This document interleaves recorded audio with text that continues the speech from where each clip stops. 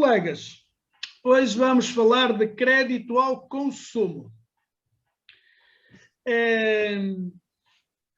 Desde já, portanto, quando nós falamos para trás de consumidor, falámos na noção de consumidor e dissemos que era aquele que adquiria direitos, quem eram prestados serviços, a quem eram transmitidos bens para uso não profissional. No crédito ao consumo, como a própria palavra indica, como a própria expressão indica, nós temos que estar perante um consumidor. Temos que estar perante alguém que adquire para uso não profissional. E, portanto, quando nós falamos aqui no crédito ao consumo, temos que ter a noção que isto que aqui está é este crédito que aqui está se aplica aos consumidores e aplica-se não a todos os contratos de crédito, como já vamos ver, porque, por exemplo, contratos de crédito acima de 75 mil euros e abaixo de 200 euros não estão incluídos, como também não estão incluídos os contratos de aquisição de imóvel para habitação. Porque esses têm um regime próprio, que está publicado, e se depois os colegas precisarem, eu disponibilizo-vos o decreto-lei. Portanto, estamos a falar de um contrato que se aplica aos contratos de crédito de consumo de acima de 200 euros e abaixo de 75 mil euros. Também não se aplica, por exemplo, aos contratos para fundos financeiros, nem nada disso, porque isso também já está, os contratos de fundos financeiros já têm eles próprios um regime próprio, que é o Decreto-Lei 95, qualquer coisa, não me lembro agora o ano, mas também vos posso disponibilizar. Ora, diz aqui o Decreto-Lei que na data da apresentação da oferta do crédito ou posteriormente à celebração do contrato, o credor deve, com base nos termos e nas condições oferecidas, prestar ao consumidor as informações necessárias para comparar diferentes ofertas. Portanto, o consumidor tem que sempre ter esta possibilidade. Esta é uma oferta, temos aqui outra, portanto, há aqui várias ofertas, portanto, a partir de agora, forme a sua vontade livremente, tenha conhecimento das várias ofertas que poderá depois optar aquela que lhe agrada mais. Isto tem que ser fornecido ao consumidor em papel ou suporte duradouro. Diz aqui, portanto, através de ficha postadas em papel ou suporte duradouro, através, pode ser um ficheiro informático, é um suporte duradouro, pode ser enviado para o e-mail, é o suporte duradouro, através da ficha sobre informações normalizadas europeias, que está, e portanto temos aqui esta informação. Seguindo no diapositivo, um dos requisitos que nós temos é que os contratos, se a doutora Miriam pudesse passar para o slide seguinte, exatamente, os contratos de crédito devem ser exarados em papel ou noutro suporte duradouro, em condições de inteira legibilidade. Portanto, eu posso celebrar um contrato de crédito, tem que ser em papel ou suporte duradouro. Portanto, não pode ser verbal. Ponto final. Eu posso, o contrato de crédito, quando é celebrado, por regra, é celebrado com recurso a cláusulas contratuais gerais. Portanto, vamos buscar o regime das cláusulas contratuais gerais e trazê-lo para aqui. Se houve informação, se houve comunicação das cláusulas, se as cláusulas que lá estão no contrato passam despercebidas ou não, se as cláusulas que ali estão apostas depois da assinatura ou não.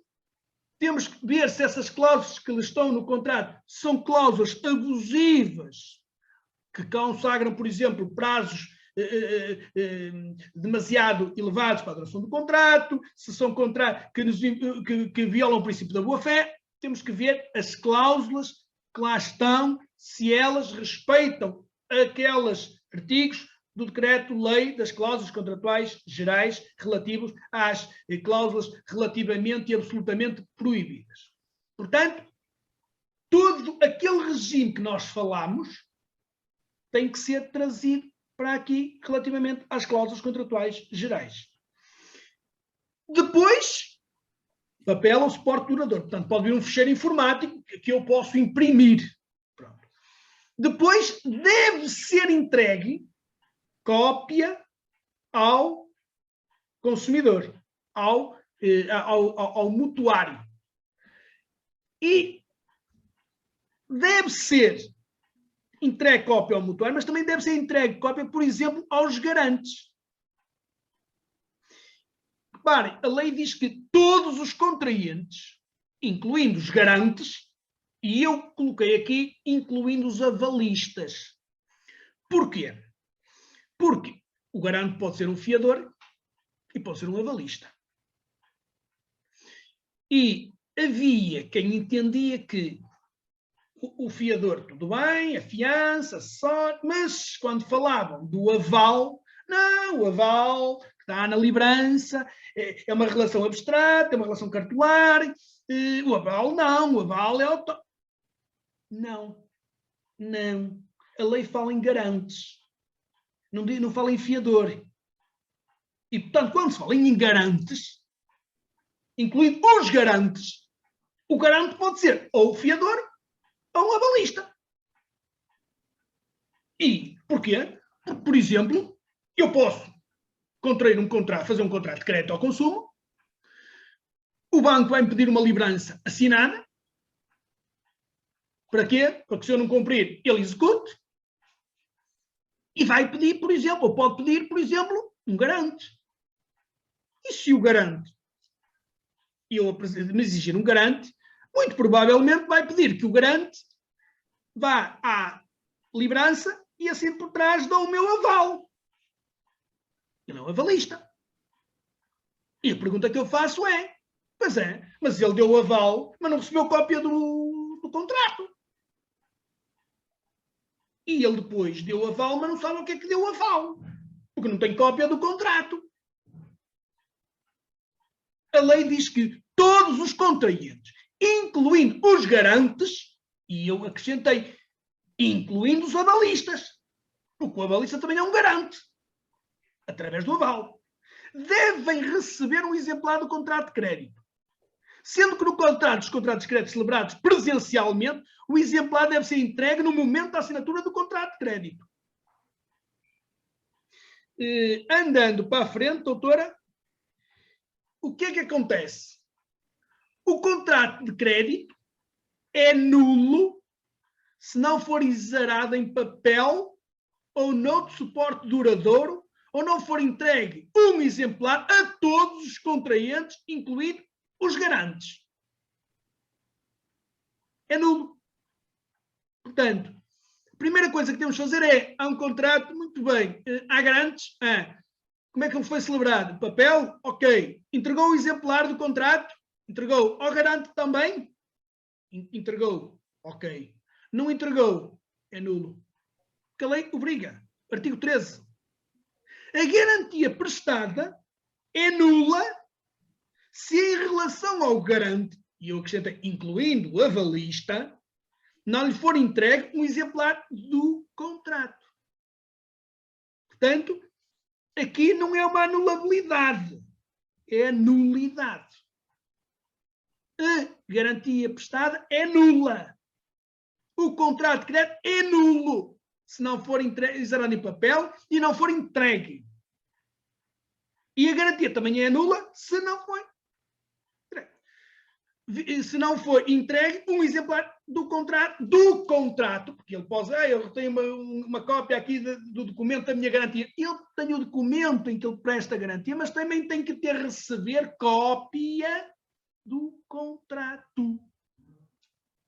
Andando para a frente, aqui está.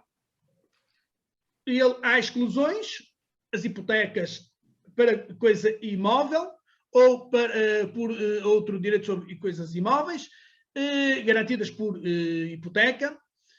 Os contratos de crédito de montante inferior ou superior a 75 mil euros ou inferior a 200 euros não estão englobados. Andando para a frente, doutora, renegociação do contrato de crédito.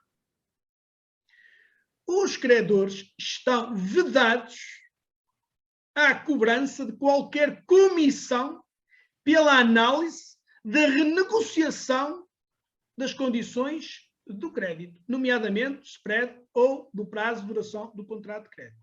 Portanto, se o consumidor faz um contrato de crédito, está em dificuldades financeiras, precisa de renegociar o contrato de crédito, ou não está em dificuldade financeira, mas por alguma razão quer renegociar porque acha que pode conseguir ali uma melhor taxa, não pode haver cobrança de comissões pela análise da renegociação. Não pode, não há comissões. Quer renegociar, renegocia, mas a renegociação não há comissões para isso. Ponto final. Depois, avançando, doutora. Ok. Outro direito que o consumidor tem. Já falámos no domínio das vendas à distância que o consumidor podia exercer um direito de livre arrependimento contratual, direito de retratação, de dar o dito por não dito, no prazo de 14 dias seguidos, contados da entrega do bem, no caso das compra e venda de coisas, ou da celebração do contrato de prestação de serviços, no caso dos contratos de prestação de serviços. No caso dos contratos de crédito ao consumo, também há o direito de livre revogação, o direito de retratação para o consumidor. A lei diz que são 14 dias de calendário, 14 dias seguidos, para exercer o direito de revogação do contrato de crédito sem necessidade de invocar um motivo. Portanto, celebro um contrato e posso, no prazo de 14 dias, dizer não quero mais isto, acabou, dou o dito por não dito, ponto final, já não quero o contrato. O prazo para o exercício do direito de revogação começa a correr a partir de quando? Da celebração do contrato de crédito ou a partir da data da recepção pelo consumidor do exemplar do contrato e das informações a que se refere o artigo 12, se esta for posterior à referida na linha anterior. Ou seja, o contrato foi assinado hoje e foi-lhe entregues hoje um exemplar do contrato e das condições. Pronto, conta a partir de hoje. Assinou hoje, mas o contrato só lhe foi entregue daqui a 3 ou 4 dias. Começa a contar daqui a 3 ou 4 dias. Os 14 dias. Para dar o dito pelo não dito. Próximo slide, doutora. Ok. O que é que acontece? Muitas vezes nós celebramos um contrato de crédito ao consumo coligado com outro contrato. Imaginem, por exemplo, eu vou a um stand, e geralmente isto acontece nos stands, mas não só, eu vou dar este exemplo. Nós vamos a um stand e celebramos, queremos comprar um carro. Mas não temos dinheiro para pagar na totalidade. Ou não nos apetece pagá-lo todo de uma vez. E decidimos comprar o carro de prestações, celebrando um contrato de crédito para financiar aquela aquisição. Ora, temos um contrato ligado com outro. E, geralmente, celebramos o contrato, depois até vem a reserva de propriedade do carro a favor da financeira, a financeira entregou o dinheiro ao senhor lá do stand, ele recebeu lá o dinheirinho, e nós ficamos a pagar à financeira, ao banco, aquelas prestações mensais durante 5, 6, 7 anos, o prazo que a gente acordou. E a questão é, o que é que acontece se o contrato de compra e venda é inválido? É ineficaz ou é inválido. Por exemplo, nós, naquele contrato de compra e venda, pode ter sido celebrado com cláusulas contratuais gerais e ele ser nulo. Aquele contrato de compra e venda pode sofrer de uma nulidade ou de uma anulabilidade. Aquele contrato de compra e venda pode ser, por exemplo, um contrato de compra e venda à distância.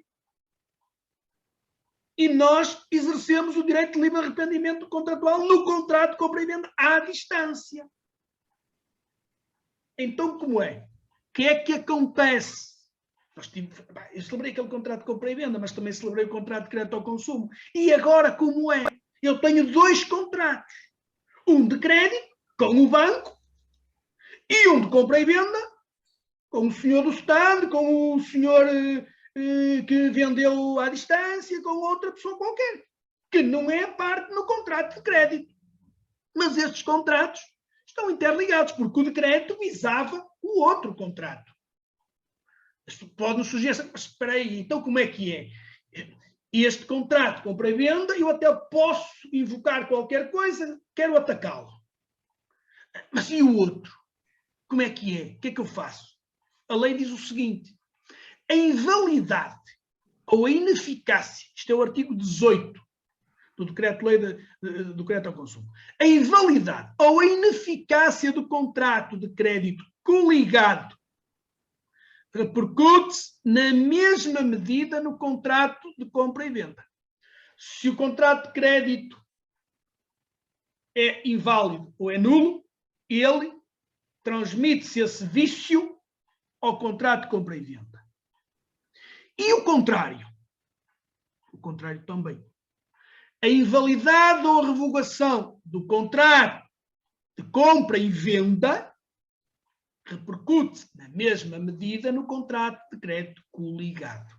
Portanto, aquilo que acontece num vai afetar o outro. E, portanto, temos que ver que um contrato de crédito pode... Dizemos, mas aqui parece que este contrato de crédito não teve nada, não lhe aconteceu nada. Não, cuidado. Este contrato de crédito, se as cláusulas forem abusivas, se as cláusulas forem nulas, se for revogado, pode atingir o outro contrato de crédito. Pode atingir o outro contrato de compra e venda. Se o contrato de compra e venda é nulo, sofre de alguma ineficácia ou de alguma invalidade, isso vai repercutir-se. O que é que eu costumo dizer? Eu costumo dizer o seguinte: aquilo que invocam num, comuniquem ao sujeito do outro contrato. Para que amanhã não veja, eu não sabia. Não. Atenção que o contrato de crédito padece este problema, esta invalidade, esta nulidade, comunico. Portanto, isto repercute-se no contrato de compra e venda. E então informam também a parte do contrato de compra e venda. Qualquer coisa que acontece no contrato de compra e venda, então, e que repercute-se no contrato de crédito, informam a parte, invocam a contraparte no contrato de compra e venda, vão também informar perante a entidade de crédito. É melhor a mais do que a menos. Seguindo, doutora, para o outro slide.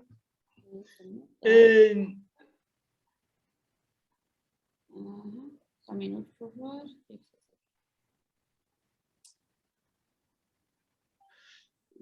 Repercussões ou repercussão em cumprimento do contrato de compra e venda no caso de incumprimento. Por exemplo, aqui a lei diz o seguinte: no caso de incumprimento do contrato de crédito ao consumo, perdão, no caso de incumprimento ou desconformidade no cumprimento do contrato de compra e venda e de prestação de serviços coligados com o contrato de crédito, imaginem, por exemplo, o contrato de compra e venda do carro, o carro padecia de um defeito. Ou então o carro não foi entregue. Para incumprimento ou desconformidade no cumprimento do contrato de compra e venda ou de prestação de serviço coligado. Há uma desconformidade, o carro foi entregue com defeito. Portanto, há uma desconformidade. No caso de incumprimento ou desconformidade no cumprimento do contrato de compra e venda ou de prestação de serviço coligado, com o contrato coligado com o contrato de crédito, o consumidor, que após a interpelação do vendedor, vai junto do vendedor e diz, olha, tem defeito. Repare. Portanto, o consumidor que após a interpelação do vendedor não tenha obtido deste a satisfação do seu direito ao exato cumprimento do contrato, entregue-me o carro porque ficou de me entregar e não me entregou. Já me tinha que ter entregue no mês passado ou na semana passada. Olha, o carro não anda, tem um problema. Não pode andar, tem defeito. Portanto, no caso de incumprimento, não cumpriu. Ou no caso de cumprimento defeituoso, desconformidade no cumprimento, o consumidor pode, após interpelar o vendedor e interpela para obter a satisfação do seu direito, mas ele não cumpre, o consumidor pode interpelar o credor, o banco, para o quê? A exceção do não cumprimento do contrato. Olha, o carro não anda, está variado, eu não posso andar com ele. Olha, ele ainda não me entregou o carro. Portanto, a exceção do não cumprimento, enquanto ele não me entregar o carro, enquanto ele não repuser o carro em condições, eu não pago. A exceção do não cumprimento.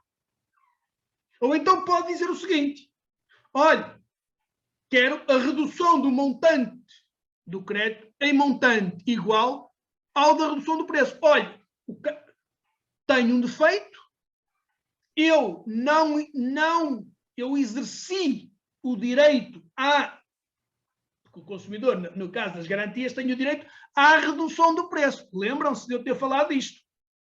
Então, se o consumidor tem o direito à redução do preço, reparação, substituição, redução do preço ou resolução do contrato, se o consumidor disser, olha, eu exerço o direito à redução do preço, o consumidor pode ir junto ao banco e dizer, eu exerci no contrato de compra e venda a redução do preço, portanto, eu quero a redução do valor do contrato.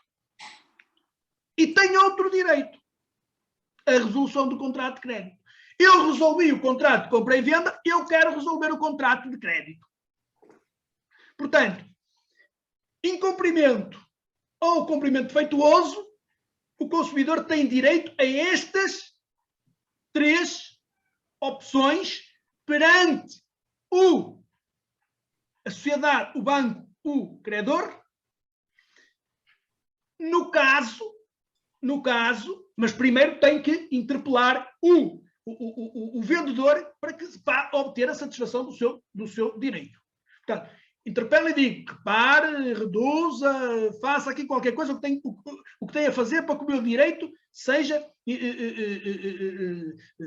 integral e, portanto, não haja incumprimento ou não haja uma desconformidade no cumprimento. Se não existe da parte de após interpelá-lo, se ele não cumpre, interpelar o vendedor, então agora reage perante o credor. E tem estas três reações. Eu coloquei aqui o B e o C negro. Porquê? Passando para o slide seguinte, diz o seguinte: e se o consumidor optar por resolver o contrato ou reduzir o preço? Que era aquelas duas opções. Eu quero reduzir o preço. Eu quero resolver o contrato. Levanta-se a questão. Mas como é? Eu resolvi o contrato, eles entregaram dinheiro, o banco. Como é que é? Quem é que agora tem que devolver o dinheiro ao banco? Por exemplo, reduziu o preço. Então tem que reduzir também o montante do crédito. Em vez de ser 500, são 250. Em vez de ser 2.000, são 1.000. Epá, eu resolvi o contrato de crédito. Se resolvi o contrato de crédito, também eu resolvi o contrato de compra e venda. Se resolvi o contrato de compra e venda, também. Como é que é? Também quero resolução do contrato de crédito. Quem é que devolve o dinheiro? Porque o contrato de crédito também é resolvido. Então, o que é que acontece? No caso previsto na linha B e C, o consumidor não está obrigado a pagar ao credor o montante correspondente àquele que foi recebido pelo vendedor. Ou seja, o consumidor, isto tem lógica, o consumidor comprou um carro no stand A. O senhor do stand A entregou o carro. O consumidor, agora perante a financeira B, celebrou com ela um contrato de crédito, dizendo o quê? Eu vou-lhe pagar em prestações de X por mês, durante X meses, o montante de Y. Porquê? Porque você vai entregar esse dinheirinho, 2, 3, 4, 5, 10, 15 mil, o que for, ao senhor A. Porque ele vendeu-me um carro. E esse dinheiro é para pagar o carrinho. Se o contrato é resolvido ou é reduzido, cada uma das partes tem que restituir aquilo que recebeu. O que é que vai acontecer? O que é que eu recebi? O carro. Eu entrego o carro no stand. O que é que o senhor do stand recebeu? Dinheiro. O senhor do stand entrega dinheiro ao banco. E o que é que o senhor do banco faz? Devolve-me a mim as prestações que eu paguei. Porque eu resolvi o contrato. Ou reduzi o preço. E, portanto, aquilo que paguei a mais, ou aquilo que paguei, e pela resolução não tenho direito a receber, devolve-me. Cada um entrega aquilo que recebeu. Eu entrego o carro, restitui o dinheiro ao banco, restitui as prestações. Não é o consumidor que tem que dizer, pega lá o carro e agora vou restituir ao banco o dinheiro que o banco já entregou ao senhor do stand. Não, porque senão eu fico sem carro e sem dinheiro. Eu tenho que restituir o carro porque foi aquilo que eu recebi. E o senhor do stand tem que restituir ao banco o valor das prestações, porque foi aquilo que ele recebeu do banco. E o banco a mim tem que restituir as prestações, porque foi aquilo que ele recebeu de mim. E cada um restitui aquilo que recebeu e voltamos à estaca zero, à situação que estávamos inicialmente. E é isto que implica a resolução do contrato, é que voltamos à fórmula inicial. Portanto, aquela coisa que às vezes os bancos dizem, ei, calma lá, porque a mim tem que pagar. Calma. Eu desci, não recebi o dinheiro. Eu desci, recebi, paguei prestações. Portanto, eu assim não tenho que entregar o dinheiro. Por aqui. Aqui está. Estamos a falar de estes tipos de contratos. Tenham sempre em mente esta situação. Slide seguinte. Não cumprimento do contrato de crédito pelo consumidor. Ora, há aqui uma coisa que nós temos que ter em mente. É que, em caso de incumprimento do contrato de crédito pelo consumidor, o credor só pode invocar a perda do benefício do prazo ou a resolução do contrato,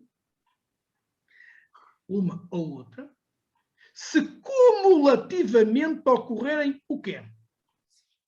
Falta de pagamento de duas prestações sucessivas, 2 meses seguidos. que exceda, as duas prestações seguidas, 10% do montante total do crédito. Portanto, não basta uma prestação, preciso duas prestações, não basta uma agora e outra lá longe, não, é duas prestações sucessivas e as duas excederem 10% do montante total do crédito. E mais, ter o credor sem sucesso concedido ao consumidor um prazo suplementar mínimo de 15 dias para proceder ao pagamento das prestações em atraso, acrescidas dos eventual eliminação de vida. Portanto, em caso de incumprimento, o credor só pode invocar a perda do benefício do prazo ou a resolução do contrato se ocorrer cumulativamente estes dois requisitos. Duas prestações sucessivas e as duas excederem 10% do montante do crédito, primeiro requisito. Segundo requisito, tem que ter concedido ao consumidor, ter o credor sem sucesso concedido ao consumidor um prazo suplementar para proceder ao pagamento e ele não pagou. Portanto, estes dois requisitos têm que se verificar. Se não se verificam estes dois requisitos, não pode o credor invocar a perda do benefício do prazo ou a resolução do contrato de crédito. Slide seguinte, doutora. O que é que acontece? Mantendo-se o incumprimento das obrigações decorrentes do contrato de crédito, o cliente bancário, consumidor, é obrigatoriamente integrado em per si, procedimento extrajudicial de resolução da situação de incumprimento. É colocado em per si. Entre o 301º dia e o 60º dia subsequente à data do vencimento da obrigação. Portanto, incumprimento, vimos lá atrás a situação, então agora ele é obrigatoriamente integrado em per si. Sendo que a instituição de crédito está sempre obrigada a iniciar o per si quando o cliente bancário se encontre em mora relativamente ao cumprimento das obrigações e solicite, portanto, está em mora, o cliente está em mora e solicita a sua integração em per si. Ele tem que o integrar. O cliente bancário, portanto, e a instituição de crédito está sempre obrigada a iniciar o per si se ele o solicitar. O cliente bancário, o consumidor, alertou para o risco do incumprimento. E, portanto, se ele alerta para o risco do incumprimento das obrigações, ou, não, o cliente bancário que alertou para o risco do incumprimento entre em mora. Portanto, o cliente entrou em mora, ou o cliente solicitou a sua integração. Ele aqui coloca obrigatoriamente em per si. E o que é que acontece? Agora, tem que obrigatoriamente ir ao plano tem que ir obrigatoriamente para o per si. Não é, não integro no per si, não. Primeiro tem que, em caso de incumprimento, o cliente é obrigatoriamente integrado no per si, sempre que solicite, entre em mora. E o que é que acontece? Quando na pendência do per si, o cliente bancário entra em mora relativamente ao cumprimento de outros contratos de crédito, imagine que ele tem vários contratos, e então ele entrou em cumprimento, por exemplo, num. Por exemplo, as pessoas às vezes entram em cumprimento num contrato de crédito, mas, por exemplo, estou a cumprir a habitação, mas o contrato de crédito ao consumo estou a incumpri-lo, porque tem medo do contrato de crédito à habitação. O que é que acontece? O cliente bancário, ele sempre que, na pendência do per si, entra em mora relativamente ao cumprimento da obrigação decorrente de outros contratos, celebrados com a mesma instituição, a instituição de crédito deve procurar obter a regularização do incumprimento no âmbito de um único procedimento. Portanto, os problemas todos num único procedimento e não em procedimentos separados. Porquê? Porque o objetivo é que a pessoa se veja o problema da pessoa no todo, no global. Doutor, avançando. E o que é que diz a lei? No prazo máximo de 30 dias. Agora, ele foi incluído em per si. No prazo máximo de 30 dias após integração do cliente no per si, a instituição de crédito está obrigada a quê? Comunicar ao cliente bancário o resultado da avaliação desenvolvida. Há aqui um aviso, que é o aviso 17 de 2017 do Banco de Portugal, podem ir vê-lo.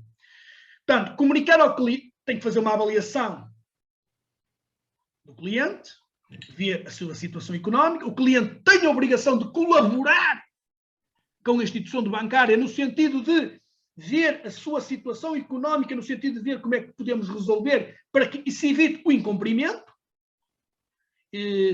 porque o objetivo é que as pessoas cumpram os seus contratos e tentar arranjar uma forma que permita cumprir e que, de alguma forma, as pessoas não saiam aqui, portanto, nem o banco perca aquilo que emprestou, nem a pessoa deixe de cumprir com as suas obrigações. Portanto, tem que se fazer uma avaliação do consumidor e comunica ao cliente bancário, o banco, o resultado da avaliação desenvolvida. Quando verifique-se que o mesmo não dispõe, quando verifique que o mesmo não tem capacidade financeira para retomar o cumprimento das obrigações. Ok? Olha, fizemos uma avaliação e o senhor não tem problemas. Está com problemas. E, portanto, não é capaz. Ou então, desenvolve uma investigação e diz o seguinte: apresenta ao cliente uma ou mais propostas de regularização adequada à sua situação financeira. Quando conclua que aquele dispõe de capacidade financeira para reembolsar o capital, sinceramente, e pode ser, por exemplo, uma situação de renegociação das condições do contrato. Olha, o senhor não tem condições. Está aqui a informação. Olha, o senhor tem capacidade. Portanto, vamos renegociar o contrato neste sentido. Ou seja, o banco tem que analisar a situação do consumidor e criar aqui uma alternativa, apresentar propostas alternativas para tentar, se vir que o consumidor tem condições para de alguma forma, obstar a que a situação entre o contrato seja resolvido e o consumidor se veja sujeito a penhoras e a tudo o resto. Portanto, apresentar propostas se vir que ele é capaz de cumprir de outra forma o seu contrato. Seguindo para o slide seguinte, doutora, o que é que acontece também? Bom, o per si alguma vez vai ter que se extinguir. E extingue-se quando? Com o pagamento integral dos montantes em mora ou com a extinção da obrigação em causa. Ok.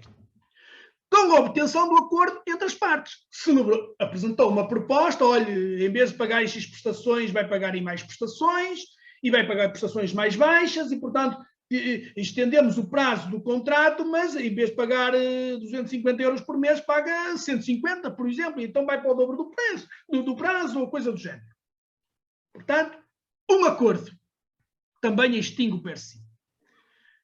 Também se extingue o per si quando? No 91º dia subsequente à data da integração do cliente bancário neste procedimento, salvo se as partes acordar em prolongar isto. Com a declaração de insolvência. Olha, o senhor não tem condições e já é pedido a insolvência e acabou e foi declarado insolvente, extingue o per si. A instituição de crédito pode, por sua iniciativa, extinguir o per si também, sempre que conclua que o cliente não dispõe de capacidade, comunica-lhe o resultado e diz, olha, o senhor não tem capacidade, eu não lhe apresento propostas, o senhor não tem capacidade, portanto, está aqui o resultado, o senhor não tem capacidade, o senhor vai mesmo entrar em default e vai entrar, está insolvente, não tem capacidade de nos pagar. Então, extingue o per si E ponto final. Comunicou, isto não per si, porque não vale a pena continuar porque não há acordo. Ou então o cliente bancário não colabora. O cliente bancário tem que colaborar com a instituição, fornecer elementos para ela avaliar a sua situação económica. E o cliente bancário não quer saber, não colabora. Se não colabora, não vale a pena ter o PERSI no sentido de analisar a sua situação económica, no sentido de tentar ver aqui uma forma de o ajudar a cumprir o seu contrato, diluindo, por exemplo, as prestações, diluindo o prazo em mais prestações e de montante mais baixo, porque não vale a pena fazer aqui uma proposta porque ele, por simplesmente, não colabora. Então, extingue-se o PERSI. Passando para o slide seguinte, doutora. Garantia do cliente bancário. No período compreendido entre a data de integração do cliente bancário no PERSI, o banco tem que o integrar, já vimos lá atrás, em determinado momento, em determinadas circunstâncias, em PERSI. No período em que o integrou em PERSI, mas diz lá, é obrigatório entregá-lo em PERSI. Portanto, tem que o fazer. E entre aquele momento que o integra e a extinção do procedimento, a instituição bancária está impedida de quê? Resolver o contrato de crédito com fundamento em incumprimento. Portanto, não pode resolver o contrato de crédito. Entre o momento que, enquanto decorre o PERSI, não pode resolver o contrato de crédito. E depois, não pode intentar ações judiciais tendo em vista a satisfação do seu crédito.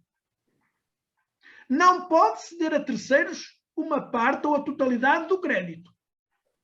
Ou transmitir a terceiros a sua posição contratual. Às vezes, as instituições financeiras não fazem isto. São obrigadas a integrá-lo e não integram.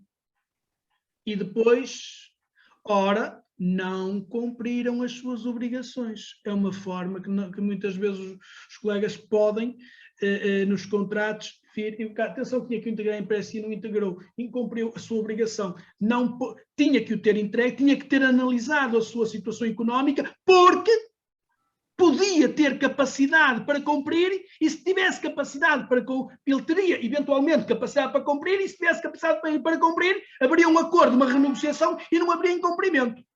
Portanto, a sociedade de crédito falhou, o banco falhou com as suas obrigações, portanto, não pode agora vir, é uma exceção que o consumidor pode, na sua defesa, num embargo, vir invocar contra o banco. O senhor não me integrou em PERSI. E se me tivesse integrado em PERSI, eu teria, neste momento, estava ao abrigo de um contrato, de um acordo de regularização, e eu, porque eu tinha condições, eu tenho condições neste sentido, e, portanto, o senhor não podia e não iria resolver o meu contrato, e então o senhor, neste momento, está a incumprir para comigo.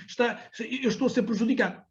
E, portanto, é uma das possibilidades que nós temos sempre nestas situações, quando o banco não integra em PERSI, dizer, não me integrou e, portanto, se o tivesse feito, não estaríamos aqui. Uma forma de defender os interesses do constituinte. Seguindo para o slide seguinte, doutora, relativamente a esta parte, falámos do crédito ao... sim. Sim, relativamente a esta parte, falámos do crédito ao consumo. Eu tinha dito aos colegas, não consigo agora pô-lo aqui, mas eu depois passo aos colegas o seguinte. Tínhamos falado que iríamos também falar da questão dos meios alternativos à resolução de litígios, e queríamos também falar da questão da especulação de preços. E eu vou falar um pouco também dessa parte da especulação de preços. O crime de especulação de preços, previsto na lei da criminalidade económica, na lei 28/84, o artigo 35, diz lá, entre outras coisas, que, em primeiro lugar, temos que ver o seguinte. O crime de especulação de preços, eu costumo dizer que é um crime eu costumo dizer isto na brincadeira, é um crime sazonal. Só falamos de especulação de preços quando há crise. Quando não há crise, pode haver especulação à vontade, que toda a gente diz que é o mercado a funcionar.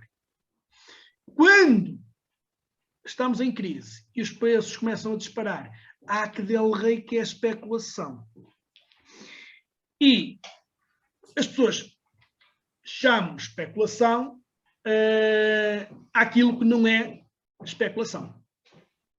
A verdadeira especulação é quando a verdadeira especulação é quando o agente económico entra no mercado para evitar oscilações do mercado e, com isso, ganha o seu dinheiro. Imaginemos que existe excesso de determinadas existências no mercado, ele compra, retira aqueles excessos do mercado para que os preços não caiam em demasia e depois, quando há carestia, volta a introduzir aqueles excessos no mercado.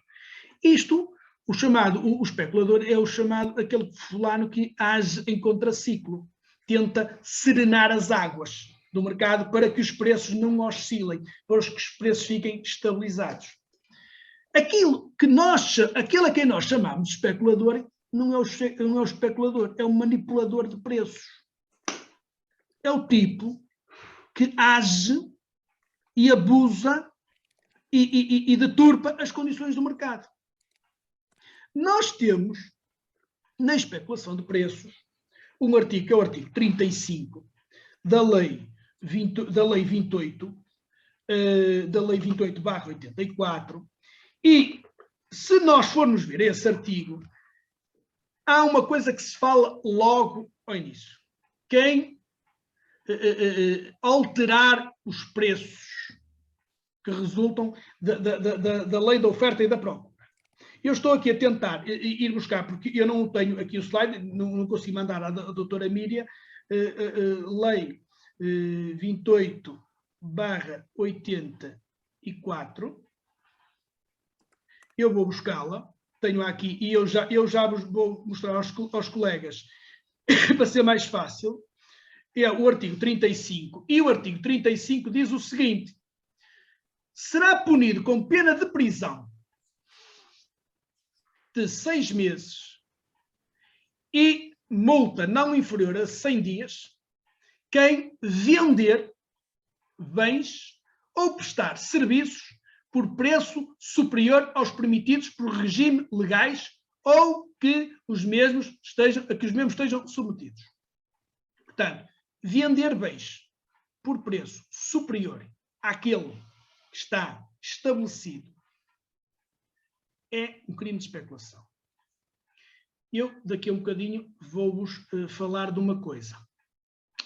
Também diz a lei que é crime de especulação alterar, sob qualquer pretexto ou por qualquer meio e com a intenção, isto é tudo somado, e com a intenção de obter lucro ilegítimo, os preços que do regular exercício da atividade resultariam para os bens ou serviços ou, independentemente daquela intenção, os que resultariam da regulamentação legal em vigor.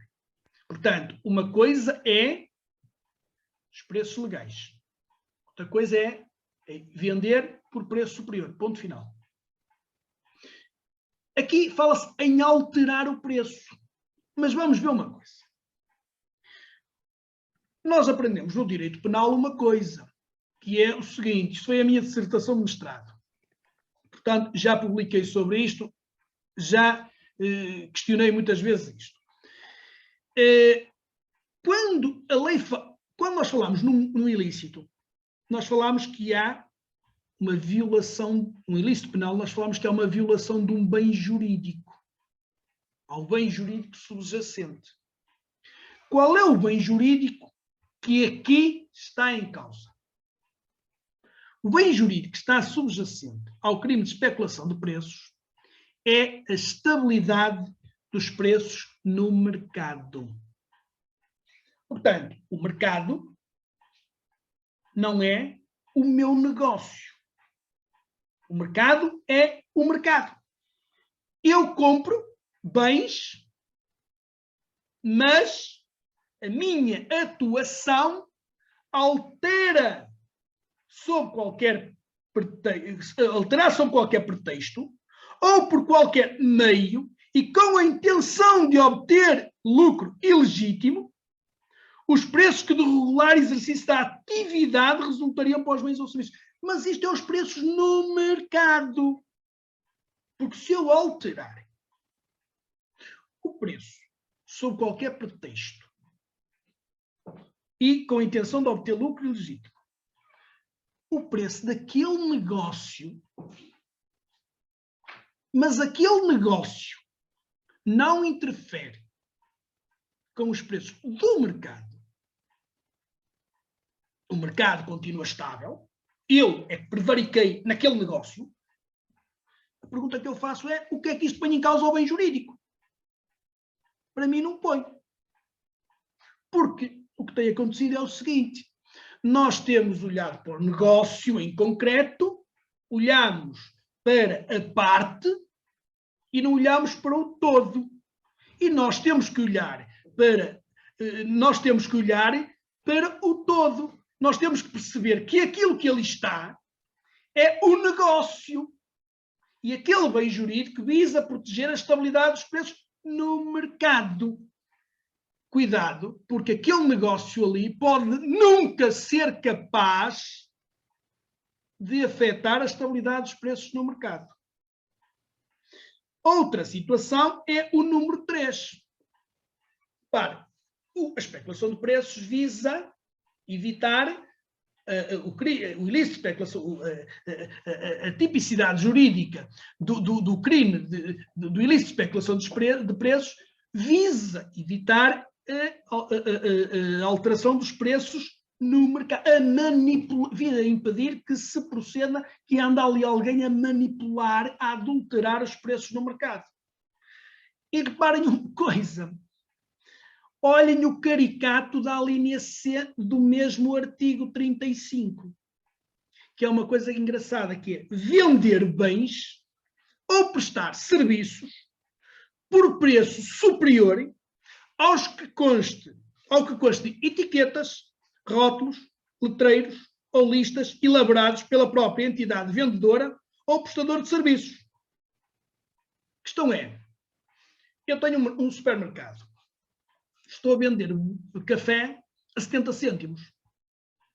Esqueci-me, porque subiu o preço no fim do ano, resolvi, vou subir o preço do café para 80 cêntimos ou 70 cêntimos, estava a vender a 60, agora vou pôr a 70 ou 80, porque, tem que subir os preços, a água subiu, a luz subiu, a renda subiu, tem que subir os preços, e subi. Mas esqueci-me de uma coisa. Esqueci-me de pegar naquele papelinho que está lá em cima, lá num canto qualquer, ir lá e apagar os preços e voltar a pôr os preços novos. Um dia dizia 60, agora por lá café 70 cêntimos. Esqueci-me. Não o fiz. Eu posso alterar os meus preços. Eu posso chegar lá e dizer, agora não vendo café a 60 cêntimos, vou vender a 1 euro. Eu sou livre de o fazer. Mas eu esqueci-me de ir lá e pôr 1 euro café. E não está lá aquilo há 3, 4 anos, ainda estava em 50 cêntimos, se calhar. Entra lá a Zai, mostra uma etiqueta. Quando é que para ser mamãe um café? Quanto é? 70 cêntimos. Olha, eu sou o senhor, 80 cêntimos. Eu sou o senhor da Zai, mostre-me aí a tabela de preço. Amigo, isto ainda está a 50 cêntimos. Pimba! Já está um crime de especulação cometido. E a pergunta que eu faço é o seguinte. Vamos lá ver uma coisa. O bem jurídico é a estabilidade dos preços no mercado. Eu, se tivesse pegado na tabela e posto lá 1 euro e vendesse a 1 euro, não cometia crime nenhum. Mas porque me esqueci de alterar porcaria da tabela e eu posso alterar os preços, eu estou a vender um bem por um preço superior àquele que custa da etiqueta, ao lado do letreiro ou da tabela. Pois é, acabei de cometer um crime. E eu pergunto uma coisa. Onde é que está a estabilidade dos preços do mercado afetada? Em lado nenhum. É porque eu pus lá no papelinho 1 euro, ou deixei de pôr lá 1 euro, que eu alterei os preços do mercado? Não, porque eu alterei o preço, eu sou livre de alterar o preço, só me esqueci e foi de lá corrigir a tabela. Ai, porque está em causa a informação verdadeira. Porque, entende? Aqui está em causa também a informação verdadeira aos consumidores. Eu pergunto, os amigos, eu vou lá, pergunto quanto é que custa um café, 70 cêntimos, eu pago. E o outro que vem a seguir também paga 70 cêntimos. Todos nós pagamos 70 cêntimos. A questão é, porque não foi atualizado, mas ali está em que, qual é o problema? A estabilidade dos preços no mercado. O consumidor não sabe que ele está a vender àquele preço. O consumidor nem foi olhar para o letreiro. Eu duvido que alguém vá lá ver a tabela. Eu duvido que nós, quando vamos a algum lado, quando vamos ao restaurante, se calhar ainda olhamos para os preços para saber quanto é que vai ser a porrada no final. Mas quando vamos ao café, ninguém vai perguntar quanto é que custa um café. Toda a gente pede um café e paga e vai embora. E sabe, 70, 80, 60, anda por ali. Uns para cima, outros para baixo, toda a gente paga mais ou menos, anda por aí. E se pagar 1 euro, eu já paguei 1 euro e não resmunguei. Paguei, acabou, olha, paciência. A questão é, aqui, o consumidor, o agente económico, comete um crime. E a pergunta que eu faço, agora era aqui que eu queria chegar, é o seguinte. Aprendemos em direito penal que há uma coisa que se chama princípio da necessidade, princípio da proporcionalidade em direito. E repara uma coisa, qual é a necessidade que temos aqui da sanção penal para esta situação? Qual é a proporcionalidade da pena criminal, princípio da necessidade, e agora aqui falei da necessidade da pena criminal para esta situação, que até se eu lá tivesse posto a informação já nem ilícito seria, é ilícito porque a lei o diz, porque senão nem o era.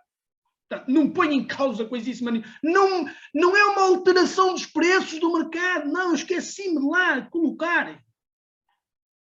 E a questão é, qual é a necessidade, qual é a proporcionalidade que temos aqui face ao ilícito? Existe na Constituição um princípio que é o princípio da necessidade e da proporcionalidade.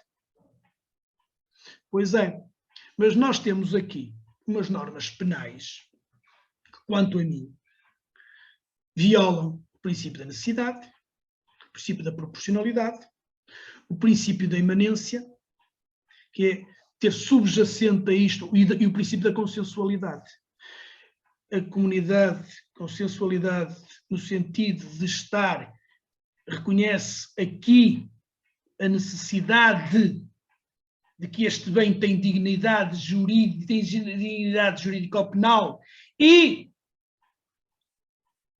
entende a sua necessidade de ele ser salvaguardado com recurso a este ramo do direito. O princípio da imanência, o princípio também de que aqui está um bem juridicamente, com dignidade jurídica ou penal, e a necessidade e a proporcionalidade. Portanto, nós temos aqui a violação destes 4 princípios, na minha ótica. Não é esta norma penal, isto que aqui está, punir estes comportamentos. O senhor que vai no táxi, pune. Reparem uma coisa, e levou um valor superior àquele que era permitido. Os preços das bandeiradas continuam lá. É aquele, ele praticou um preço mais elevado. Mas o preço continua a ser aquele, não alterou os preços do mercado. Portanto, até que ponto é que, numa situação em que os colegas sejam os defensores do arguido, não poderiam, eventualmente, desenvolver esta questão no sentido de que poderá esta norma jurídica ser inconstitucional por violação destes princípios constitucionais salvaguardados. As normas penais têm que, as sanções e as normas penais devem ser, quando o direito penal é o mínimo ético. Só deve intervir quando não há outra norma jurídica. Reparem uma coisa. Nós temos normas jurídicas no nosso ordenamento que diz o seguinte: é ilícito o abuso da posição dominante. É ilícito a prática concertada. Estes ilícitos são punidos com contraordenação. Agora imaginem a seguinte situação.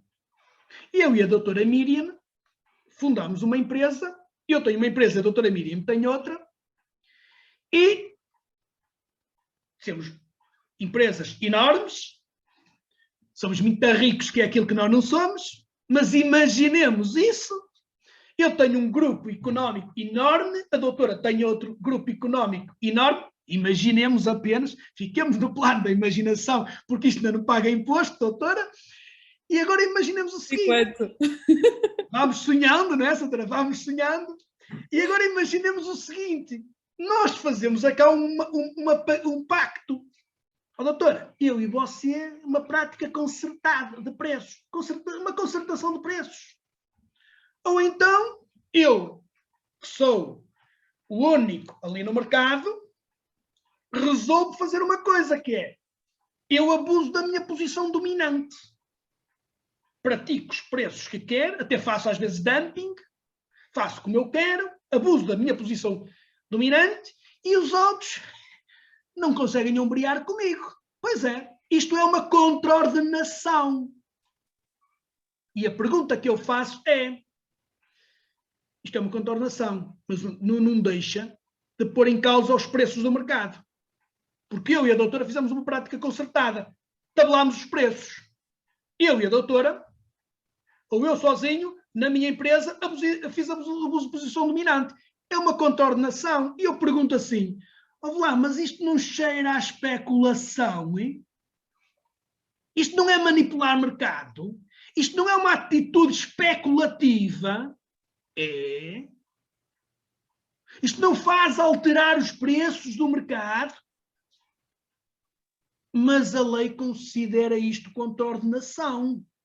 Aquilo que a lei, se calhar, deveria considerar como especulação, ela não considera especulação. Porque, não, calma, especulador não é qualquer um, não é para quem quer.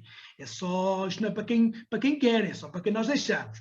Não considera especulador aquele que verdadeiramente, se calhar, é especulador.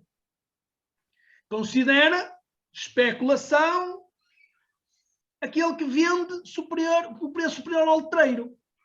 Mas quem manipula, quem faz abuso de posição dominante, ou quem faz prática concertada, não considera especulador. Contornação. E eu pergunto uma coisa. Qual é mais nocivo para os preços do mercado? É aquele abuso de posição dominante, aquela prática concertada, ou o senhor Manel que vendeu por preço superior ao letreiro? Por superior àquele que tinha no letreiro? Pois é. Se calhar, temos aqui algumas coisas que nós, quando estivermos num processo, podemos alegar em defesa do nosso constituinte. Se calhar nunca pensámos nisto. Mas se calhar comecemos agora a pensar nisto de outra forma. Violámos o princípio da necessidade, o princípio da proporcionalidade. Aqueles comportamentos são comportamentos que nós olhamos para aquilo e temos aquilo como especulativos. E a lei considera como... Então qual é a necessidade? Porque é que tratamos as coisas de forma diferente? Quando o objetivo muitas vezes é o mesmo. Eu queria deixar na questão da especulação para os colegas isto em mente para refletirem e poderem ter aqui algumas orientações que pudessem desenvolver. Eu tratei isto na minha dissertação de mestrado, já há uns anos atrás, tratei isto, e portanto, deixo isto aqui no ar para que os colegas, quando tiverem situações destas, conforme do lado que estiverem, possam, se for o caso, poder investigar e desenvolver, porque pode-vos ser útil. A última parte que tínhamos falado é sobre a questão da justiça arbitral. Colegas, é assim, o recurso ao tribunal arbitral, como eu já disse algumas vezes, é o recurso, não é obrigatório, portanto, é um meio alternativo à resolução dos litígios.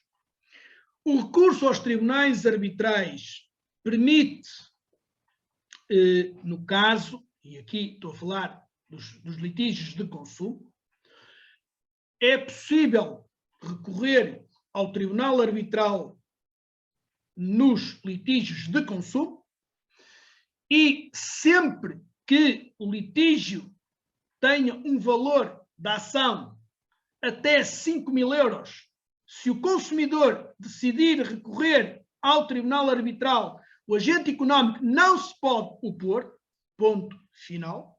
O tribunal arbitral é competente e, portanto, decide. Os litígios arbitrais, os litígios decididos perante os tribunais arbitrais, são decididos de uma forma, entendo eu, mais célere que nos tribunais judiciais. 3, 4, 5 meses, em média, é o tempo para um litígio estar decidido. Nos tribunais judiciais demora mais tempo. Nos tribunais arbitrais não há o pagamento de taxas de justiça, portanto não há cá, mas eu faço acordo, vou pagar taxas de justiça. Não há taxas de justiça, é uma justiça gratuita. O consumidor pode, tal como o agente económico, pode fazer-se, e eu digo pode e deve, fazer-se representar por advogado. Nos tribunais arbitrais, o formalismo é, eu costumo dizer, é zero. Não tem que ir para lá de toga, não tem que ir para lá, ai, eu esqueci-me, eu não juntei aquele documento e agora eu tinha que ter junto. Calma. É aqui, como eu costumo dizer, é a iniciativa das partes. A contestação pode ser apresentada no próprio dia do julgamento oralmente, ou ser junta até 48 horas antes por escrito. Pode requerer ali a inquirição de X pessoa, de determinada pessoa como testemunha, tenha que apresentar as testemunhas, não são notificadas para comparecer, se não comparecer, acabou, portanto, não são notificadas para comparecer, tem que apresentar a prova. Pode juntar documentos na audiência, leva as testemunhas e quer que elas sejam ouvidas, e são ouvidas ali, porque ele apresentou ali as provas.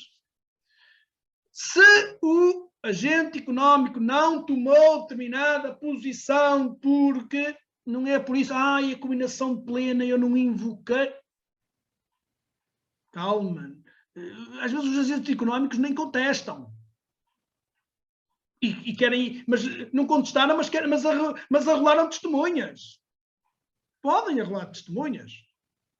O agente económico ou o consumidor apresentou a sua petição, mas no dia do julgamento quis alterar o pedido e a causa de pedir. Pode fazê-lo no dia do julgamento. A outra parte tem que ser notificada disto. Respeita-se sempre o contraditório. É junto um documento, é notificado à outra parte para sobre ele se pronunciar. Foi requerida uma audição de uma testemunha, foi apresentada uma testemunha, a outra parte tem direito ao contra-interrogatório.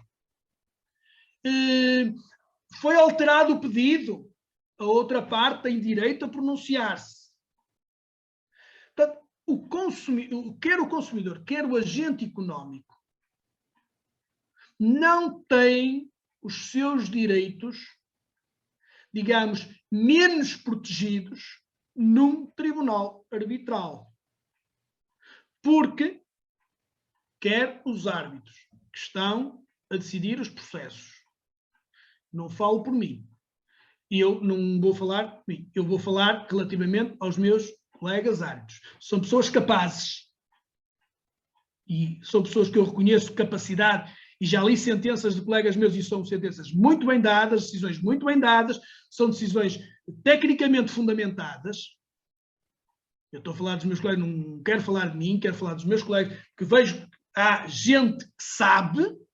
Depois, estamos a falar de um centro de arbitragem que está, digamos, preparado com pessoas e técnicos e juristas para acompanhar aqueles processos, aquela matéria. E estamos a falar de ações que, por exemplo, o consumidor, o agente económico, pode, por exemplo, deduzir reconvenção. O consumidor diz, eu não devo este valor. E o agente económico diz, deve. Não é verdade o que ele diz, deve sim senhor. E agora, olha, condene-o a pagar-me. Pode deduzir reconvenção. Antigamente não podia, agora pode. Na lei da arbitragem voluntária é permitido que ele deduza reconvenção. Portanto, há aqui um aproveitamento do processo, dos atos. Não é preciso, ok, eu defendi-me neste processo e agora não o tenho, reconheceu-se que eu não o devo e agora vou ter que meter uma ação noutro tribunal para ver, condenar o consumidor a pagar-me a mim. Não. Naquele mesmo processo ele pode deduzir reconvenção. Naquele processo pode deduzir incidente de chamamento de uma terceira pessoa. Por exemplo, preteriu o solito desconsórcio. Ele pode requerer o chamamento de alguém, tal como o agente económico pode lançar mão do incidente. Aplicam-se também as leis, as normas do Código de Processo Civil. Naquilo que não estiver no regulamento, naquilo que não estiver na lei da arbitragem, subsidiariamente vamos aplicar as normas do Código de Processo Civil. Portanto, nós temos nos processos arbitrais garantias, quer para o agente económico, que os direitos do agente económico estão assegurados, quer para garantias de que os direitos do consumidor também estão assegurados. Portanto, não há aqui, eu vou para a justiça arbitral, é para chegar lá e saber quanto é que vou pagar. Não é isso. Eu, da minha parte, não vou entrar em pormenores, mas eu já declarei em algumas situações em que o consumidor não tinha razão. Acontece. Não tinha. Não é sempre o consumidor que ganha, não. Vai-se ali tentar decidir aquele litígio. Quem é que naquela situação tem razão? É o consumidor ou é o agente económico? Pode ser o consumidor, pode ser o agente económico. E se o agente económico tiver que ser absolvido, é absolvido. E se o tribunal arbitral for incompetente, para conhecer da matéria, ele é incompetente. Por exemplo, o tribunal arbitral é incompetente, por exemplo, para conhecer, por exemplo, uma situação, é incompetente para conhecer, por exemplo, situações de atos médicos. Prescrição, esteja em causa atos médicos para avaliar o estado de saúde de uma pessoa. Se chegar lá uma situação destas, ou um processo, ou uma queixa a um tribunal arbitral, o tribunal arbitral vai dizer eu não sou competente. Está previsto no Decreto-Lei 144, que é a Lei RAL 144...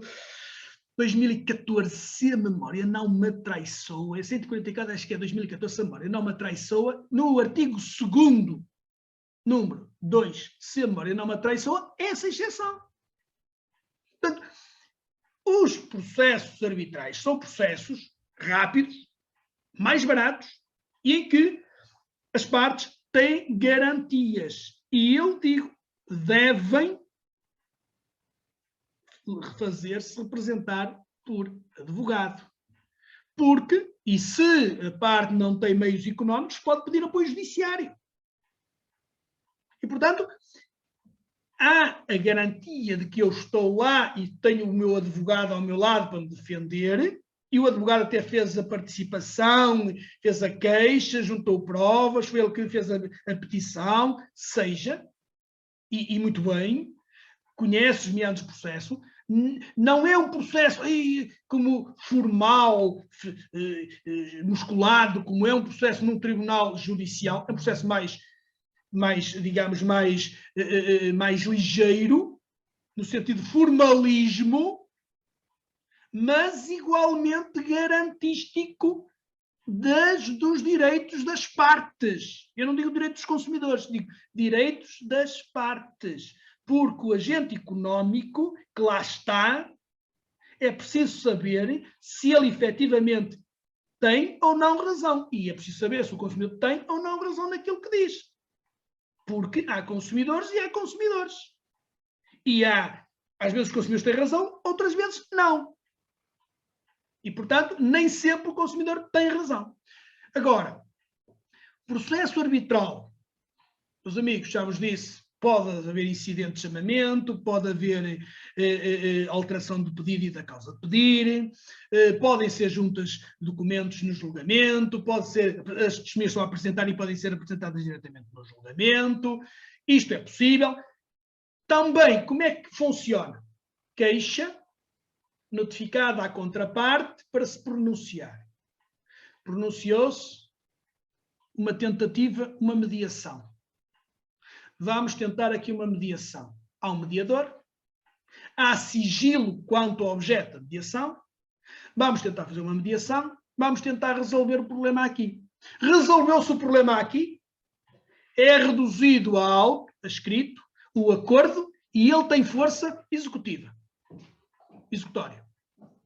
Se não se chega a acordo, então avança-se para a fase da arbitragem. E então aqui o processo é confiado a um árbitro que vai fazer o julgamento. E aqui a parte, o agente económico pode contestar. Já pode ter dito lá qualquer coisa lá atrás, mas pode aqui voltar a dizer. No ato, no julgamento, apresentar contestação verbal, ou então até 48 horas antes contestação escrita, e aqui toma a sua posição novamente, já o pôde fazer lá atrás, e agora vamos fazer o julgamento. E aqui vai ser dada uma decisão. E esta decisão pode ser, se é de razão ao consumidor, tem força executiva, é uma decisão judicial, é uma decisão judicial, não, é uma decisão arbitral com força executiva, que pode depois ser sujeita à execução. Se foi de absolvição, acabou, é declarado que não deve, ponto final. A decisão pode ser sempre sujeita a... Pode ser recorrível se tiver um valor acima de 5.000 euros. Se não tiver valor acima de 5.000 euros, não é recorrível. Mas o processo arbitral, também as decisões, podem ser objeto de anulação. Porque se violou o árbitro na sua decisão, violou um formalismo qualquer que não foi observado e que tinha que ser observado, por exemplo, não houve a citação da outra parte e, portanto, não aceitou, o tribunal arbitral não aceitou e fez o julgamento e ele foi condenado mas ele foi condenado à rebelia sem saber porque não foi citada. Ok? Então, pode ser objeto de anulação da sentença. Portanto, há aqui garantias. O réu, no processo, tem que ser citado. Ou pelo menos, e aplica-se, se for o caso, as situações do Código de Processo Civil. Portanto, não é porque, olha, não lhe mando carta nenhuma, mando uma carta simples e sem... Não, tem que ser citado, ele tem que ter conhecimento, tem um processo arbitral contra ele. Portanto, isto aqui, há garantias das partes. Portanto, eu só quis, nesta parte, dizer um pouco isto aos colegas para perceberem como é que funciona os tribunais arbitrais. Não é um bicho de 7 cabeças, não é, não sei como é que aquilo funciona, se calhar, não. Queixa, resposta, mediação. Resolveu, está resolvido. Não se resolveu, vai para a arbitragem. O réu pode apresentar contestação escrita até 48 horas antes, pode oral no próprio dia, no próprio ato do julgamento. apresentam-se as provas, apresentam-se os documentos, apresentam-se as testemunhas, inquire-se as testemunhas. Eu próprio, no processo que fiz, a dada altura, achei por bem ir fazer uma inspeção ao local. E eu disse, acabei o julgamento e disse, senhores doutores, decidi que vou fazer uma inspeção ao local. Quero ir ver os bens. Estamos a falar de uma situação de garantias. Eu disse, eu quero ir ao local ver. Os doutores não estão a olhar para mim. Se eu estou a querer ir ao local, quero ir ao local ver. Eu quero ir ver como é que os bens estão. Já vi o que é que um disse, já vi o que é que o outro disse, já ouvi as testemunhas, agora eu quero ir ver. Mas, não, os senhores não têm que pagar nada, os senhores não vão ficar com o táxi para me levar. Eu vou aqui com os senhores do tribunal saber quem é que vem comigo. Vai este jurista consigo. Ok. Era o que estava a secretariar na ata. Senhor doutores, em que dia que podem? Tal dia podem? Ok, muito bem. Onde é que é o sítio? Em tal sítio. E eu no dia apareço lá. Eu no dia, passei no tribunal, peguei no jurista, fui lá. À hora estava lá. Estavam lá os seus doutores. Tudo bem, vamos lá ver as coisas. Vamos ver. Eu vi, olhei, analisei, tirei as minhas ilações, resolvi, esclareci as minhas dúvidas e regressei ao tribunal. Fizemos a ata da inspeção ao local, foi notificada às partes e eu depois dei a decisão. Portanto, pode haver, inclusive, uma inspeção ao local. As partes podem dizer, mas eu queria fazer uma perícia. Ok, quer fazer uma perícia? Requer a perícia e paga a perícia. Porque o tribunal não manda fazer perícias. Não manda por uma razão. Ou melhor, o tribunal pode mandar fazer a perícia. Neste sentido, a parte que a requer, imagine, quer fazer uma perícia a um carro. Eu quero uma perícia a um carro. Tudo bem. Imagine. Ok. Vamos saber quanto é que custa a perícia. A parte paga. E há um perito que é nomeado, geralmente da marca ou coisa do género, que vai peristar aquele carro. E a parte que pediu a perícia vai vai custear a perícia. Não é o tribunal que... O tribunal não toma a iniciativa de o fazer por uma razão, porque custam caro e os tribunais arbitrais não têm os meios económicos do Estado português, como é óbvio. Mas a parte pode requerer, eu quero uma perícia. Ok, vai pagá-la, mas pode pedir e ela é mandada a fazer. Eu próprio fui ao local ver qual é o problema. Não foi por isso que as partes... Custas, não há custas. Portanto, temos o cuidado de tentar dar boas decisões e com fundamentadas. Não, se posso ir ao local ver, eu tomei a iniciativa, eu vou ao local ver, eu quero perceber in loco. Vamos dizer que os tribunais arbitrais não são um papão. Não são um papão. São um meio alternativo à resolução de litígios mais rápido e mais barato. Colegas, era isto que vos queria dizer. Já vai 1h40. Perguntas. Eu sei que havia aí uma questão que me queriam colocar, doutora Miriam. Havia, doutor, mas eu acho que talvez seja melhor. Eu depois colocava-lhe, eu sei que era do interesse também para os colegas, mas não tem a ver com o assunto hoje, também não quero estar a tomar tempo, para o caso de colegas terem questões sobre o tema de hoje. Se houver alguma questão, ou podem colocar a doutora Miriam, ela reenvia para mim por e-mail, ou então tinha aí o meu telefone, podem-me ligar. Ligam e eu esclareço, não há qualquer problema. E eu costumo dizer, por telefone é mais fácil, porque assim não temos que estar a ler aquilo, depois, mas espera aí, mas falta aqui qualquer coisa. Não, é logo por telefone, é in loco. Estejam à vontade, disponham. Perguntas, hã? Não temos cá nada. Como? Não está cá nenhuma pergunta colocada. Há aí uma questão? Não. Não é? Já não. Duas uma. Ou eu fui muito chato e já ninguém me suporta ouvir, ou então eu sou muito claro e não há dúvidas. É muito claro. É muito claro. E os colegas foram colocando as questões ao longo destas sessões que o doutor teve a amabilidade de nos proporcionar. Bem, doutor, Se calhar estão a ser simpáticos comigo, mas pronto. Não. Estamos a ser sinceros.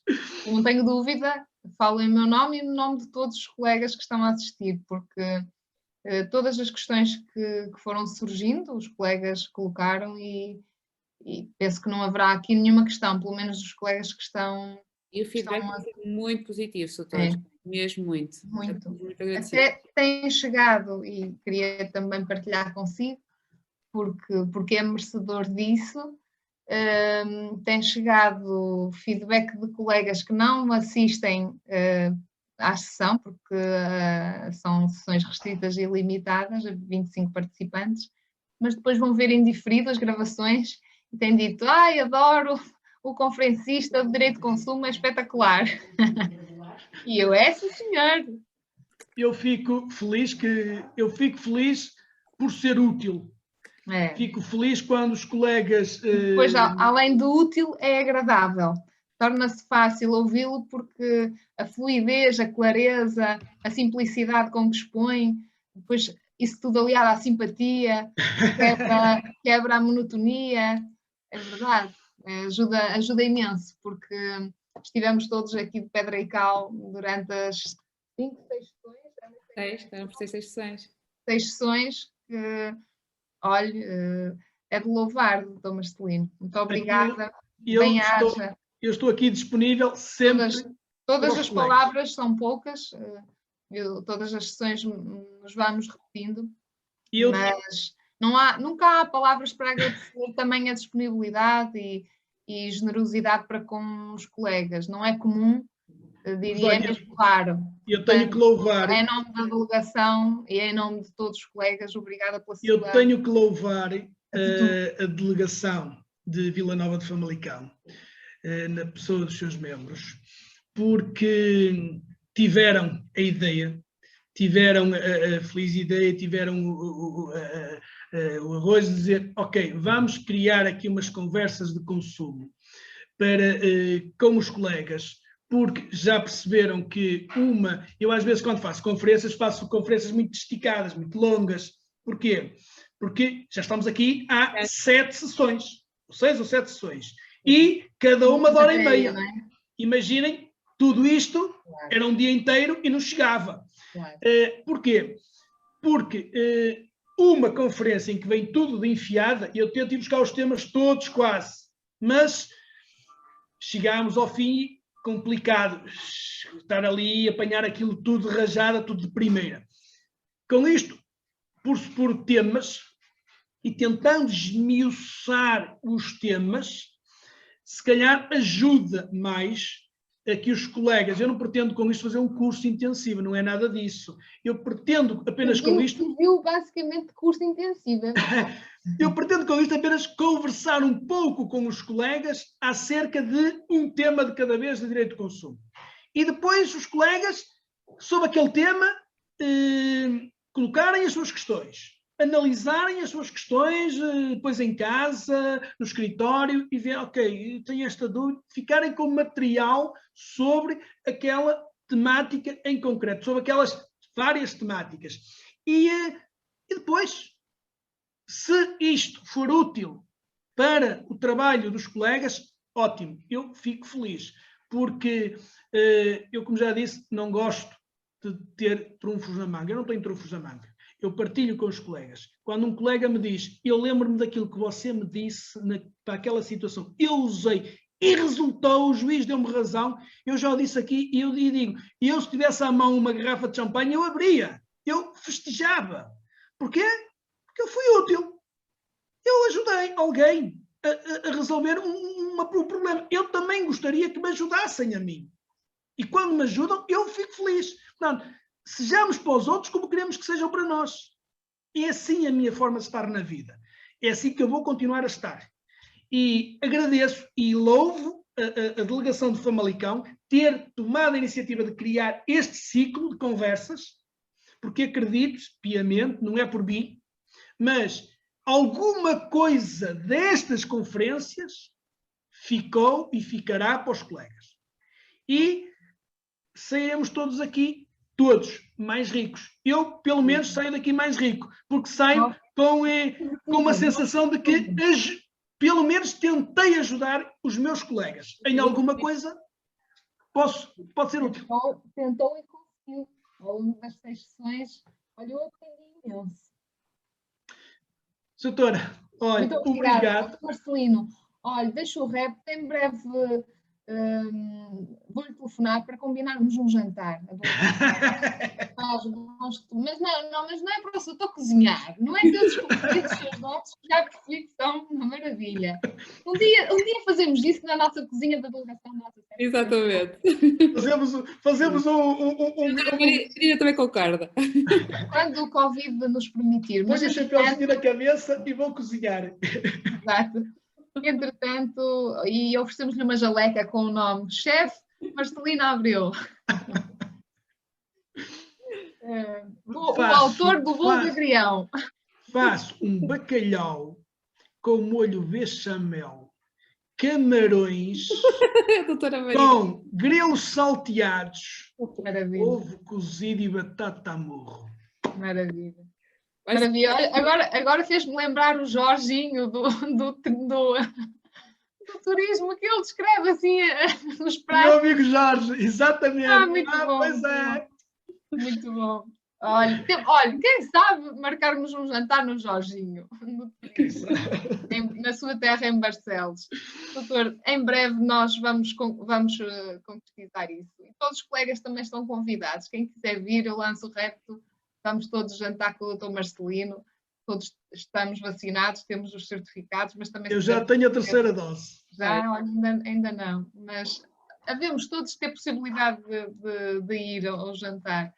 Por isso, doutor, o obrigado é muito pouco. De facto, o obrigado é muito pouco. Não dá para traduzir em palavras aquilo que nós temos para lhe dizer, eu pessoalmente, mas é em nome da delegação de Famalicão, o obrigado não chega. Portanto, bem-aja e obrigada por ser como é. E obrigado. Para a sua vida e da nossa parte. O que precisar, também estamos inteiramente à sua disposição. Um grande abraço, um colega ao dispor. Um beijinho e boa tarde e boa noite a todos.